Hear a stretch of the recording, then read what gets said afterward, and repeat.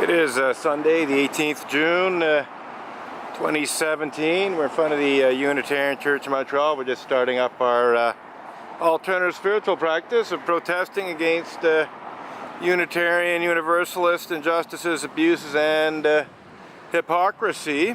And amongst those injustices, abuses, and hypocrisy is the fact that the Unitarian Universalist Association in Boston hired Stikeman Elliott Barristers and Solicitors litigation lawyer Maitre Marc-Andre Coulombe to falsely accuse me of the archaic criminal act of blasphemous libel in clergy sex abuse cover-up legal bullying that sought to conceal such despicable crimes as pedophilia and rape committed by certain Unitarian Universalist ministers.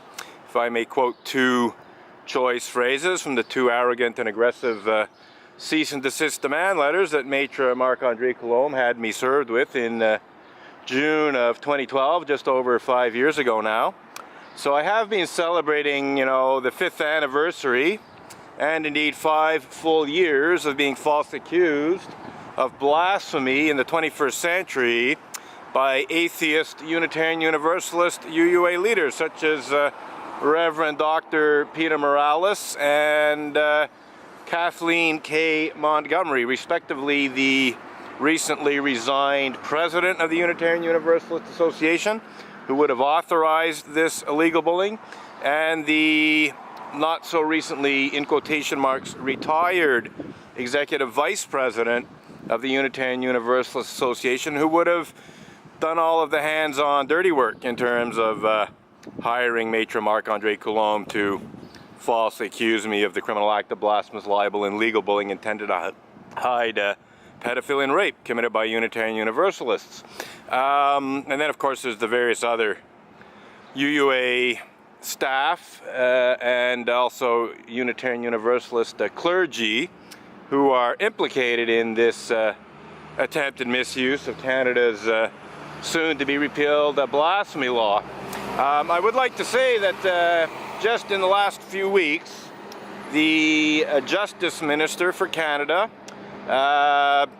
Mrs. Wilson-Raybould, also known as Puglass, introduced a bill that will repeal Canada's blasphemy law. So hopefully that will go through and be passed and by both the House and the Senate in the near future, in the coming months. But that's just, gives some indication of how truly foolish it was for the Unitarian Universalist Association to falsely accuse me of blasphemous libel. But there is another element, beyond the archaic nature of the law itself, beyond the fact that it's just ludicrous to accuse a person of criminal blasphemy in the 21st century for any reason whatsoever. There is the fact that the Unitarians and Universalists who merged in 1961 to form the Unitarian Universalist Association have a centuries-old tradition of opposing blasphemy laws, because they were very often accused of blasphemy and heresy and so on, and were prosecuted under blasphemy laws in England and Europe, and I think even to at least, I don't know if anyone was actually killed in the United States, but certainly some Unitarians and Universalists were imprisoned for alleged blasphemy and heresy. And so both communities, and since they were merged in 1961, they've always opposed blasphemy laws. In fact, in 2010, the UUA signed on to an amicus brief about a case where a Pennsylvania, I believe a bar owner or possibly a store owner, had been accused of violating Pennsylvania's blasphemy laws because the word hell appeared in the name of his store or establishment, his bar possibly. And the UUA signed on to an amicus brief, which clearly stated that, according to them, that all blasphemy laws were unconstitutional. And yet, a few years later, less than 3 years later, in June of 2012, the very same organization, the Unitarian Universalist Association, that signed on to this amicus brief saying that all blasphemy laws were unconstitutional, at least insofar as the United States of America is concerned, hired Maitre Marc-André Coulombe to accuse me of violating Canada's blasphemy law. That is outrageous hypocrisy, incredibly foolish, double standards on the moral and ethical front, to say nothing of the legal front.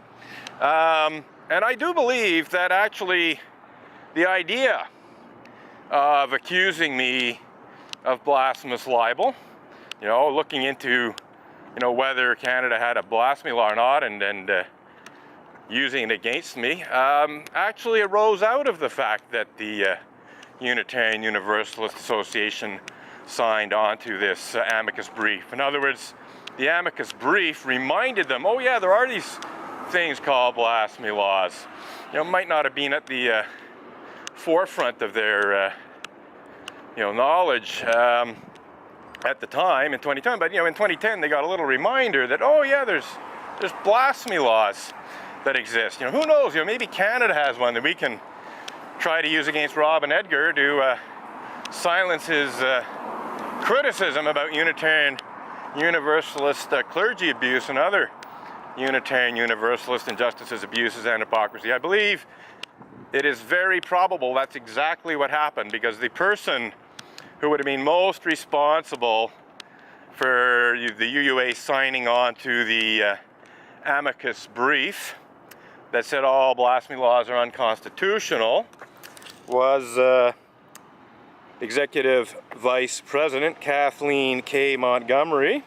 Let's have a look at the picket signs here. And Kathleen K. Montgomery is also the person who would have been most responsible in terms of the hands-on work required to hire the UUA's Canadian attorney, or to instruct the UUA's Canadian attorney, Maitre Marc-André Coulombe, to accuse me of violating Canada's blasphemy law in a cease and desist demand letter that arrived in my email inbox on Friday, June 1st of 2012, and in which I was served the actual paper and ink, or paper and carbon copy by Montreal bailiff, some days later in June.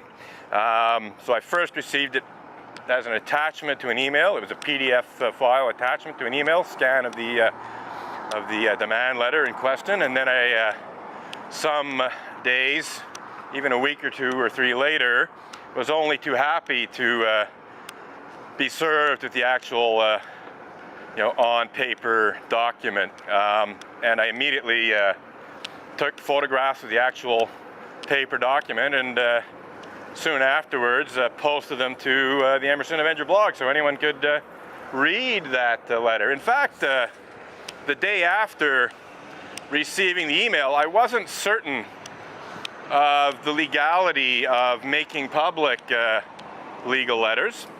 I thought it might possibly be,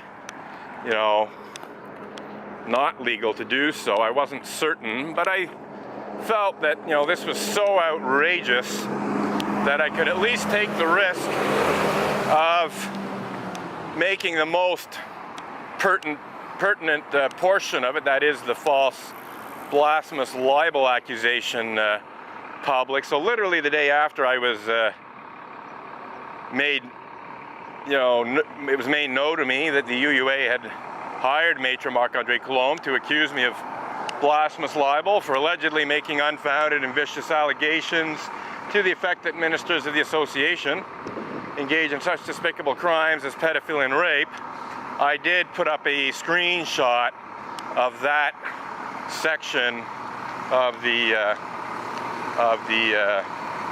PDF file literally the day afterwards. So, and then I later determined that it was in fact legal, or certainly that there was no law prohibiting making public these demand letters. So once I determined that, I then put up photographs of the full cease and desist demand letter, and indeed a pertinent section of a later follow-up demand letter that Maitre Marc-Andre Coulombe wrote when I told him I was having difficulty finding blog posts that, matched his description of unfounded and vicious allegations to the effect that ministers of the Unitarian Universalist Association engage in such despicable crimes as pedophilia and rape.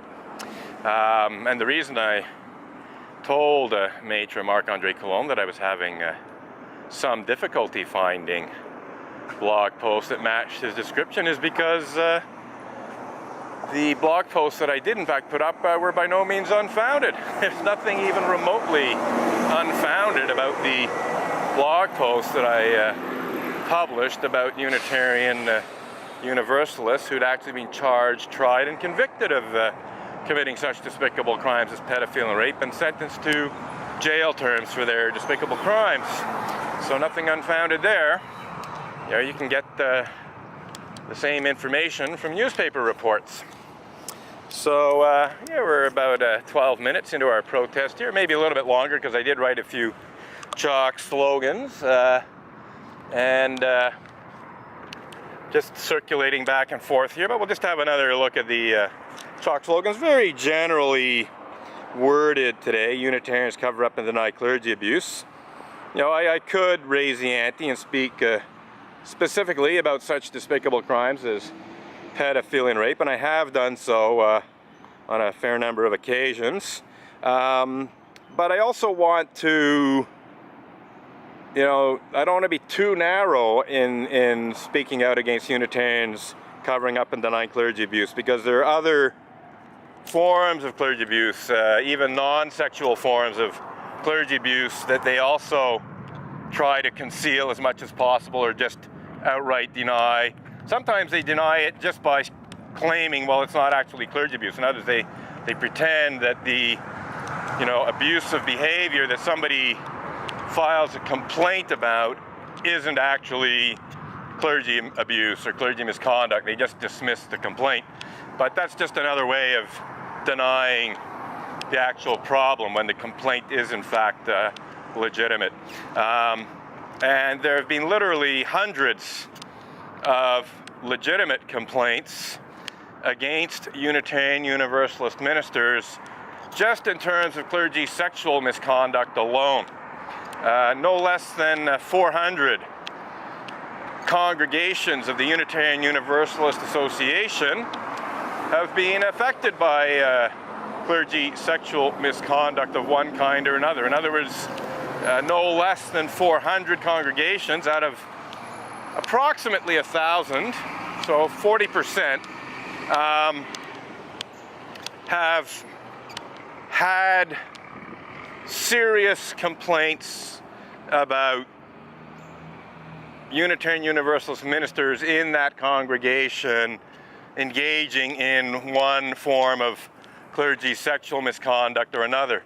Now that does not mean to say that the Unitarian Universalist Association or the individual congregations took these complaints seriously. Many of them would have been dismissed, rejected out of hand, and so on.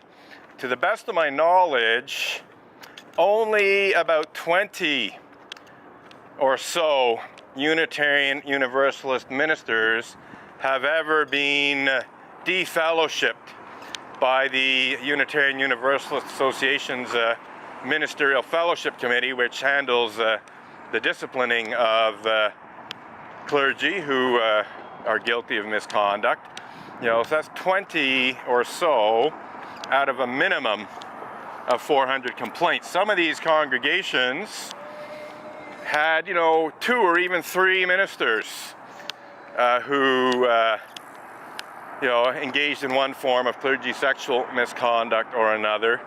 and in which complaints were filed. Now the flip side of that coin may be that some of these congregations may have been affected by the same minister who got shunted from one congregation to another. So maybe congregation A had a case of clergy sexual misconduct involving minister X, or maybe I should say minister XXX, and then that minister was quietly shunted off to another congregation, congregation B, and then congregation B had a clergy sexual misconduct arising out of the activities of minister XXX.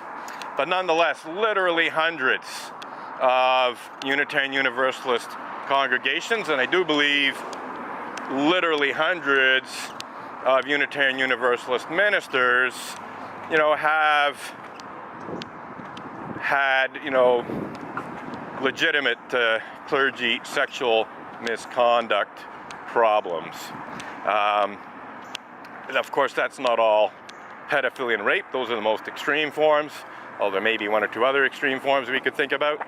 But for the time being, we'll talk about child sex abuse and sexual assault. We'll broaden rape out to sexual assault, which doesn't always involve the traditional meaning of the word rape, but nonetheless is a sexual assault on someone. Those are a comparatively small percentage of the cases of clergy sexual misconduct. What is much more common is a minister, having an affair or more than one affair with one or more members of his or her congregation. This is essentially misconduct. It's especially egregious, when a minister has an affair with a congregant who's actually